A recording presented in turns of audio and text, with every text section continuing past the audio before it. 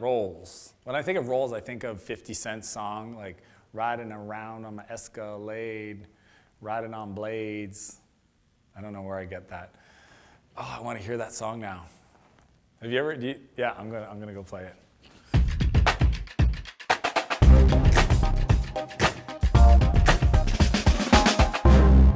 The 3 activities of a SaaS sales process. In today's video, I'm going to share with you how to avoid the frustration of hiring a salesperson that isn't performing, or maybe you're doing 10 to 25,000 an MRR in your SaaS business and you want to scale it up, so you're thinking of hiring salespeople, or you're doing most of the sales yourself and you're like, when is the right time for me to bring somebody else on to this process to help me get more bandwidth? You know, I've been fortunate enough to coach and help scale many of my clients' SaaS businesses. I've done it for my own companies, and there's definitely 3 specific areas that you need to get right to do this in an efficient way, or you end up spending a lot of money. I mean, at the end of the day, people is probably the most expensive line item on your balance sheet, and understanding how to get them productive and executing and get you new customers is going to be the #1 key to making this all work. So the first activity is sourcing. How do you build a process that in a repeatable, predictable way gets you new leads, new marketing leads, new qualified leads? Some people call these MQLs, marketing qualified leads.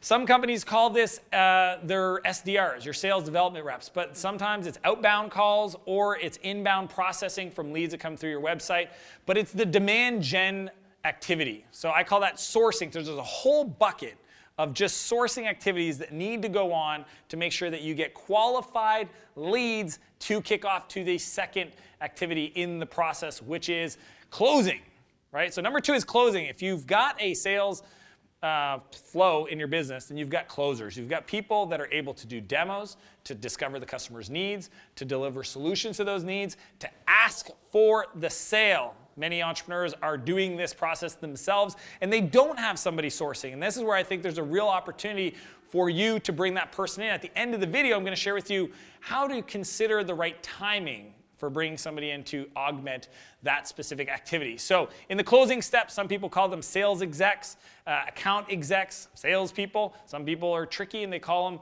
customer something people, but literally they're, you know, if they manage a quota, if they're quota carrying people, then they're salespeople, and it's all about the closing activity. The third big bucket is about developing. You know, I think this is a huge opportunity, especially if you start to get on year 2 of your product, you get close to year 3.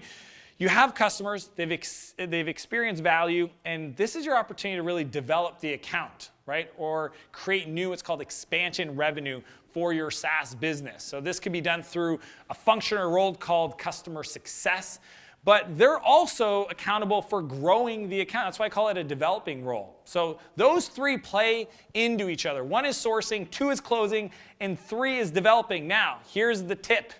If you want to understand when's the right time to bring somebody in, it's whenever the person's primary role is taken over by 20% activities that is the other step. So if I'm just doing sales and I notice that 20% of my time is qualifying and sourcing leads, then that's a great opportunity for the founder to say, you know what, maybe it's time we hire somebody to take over that part. Or if you're a salesperson and you're also doing a lot of customer success and expanding, and kind of renewals are coming up and you're trying to kind of expand and grow that account, the developing activity, then maybe it's time to hire somebody to just lead and manage customer success in your business. But it's the 20% rule applied to each different activity.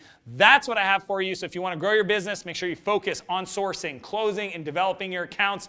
As per usual, I want to challenge you to live a bigger life and a bigger business, and I'll see you next week. If you like this video, be sure to subscribe to my channel to get other tips and strategies on how to start and grow your business. I'd also encourage you to join my newsletter, where I share exclusive invites, free entrepreneurial training, and other community contests. And if you want to keep going, I've got 2 other videos queued up, ready for you to go. I'll see you next week.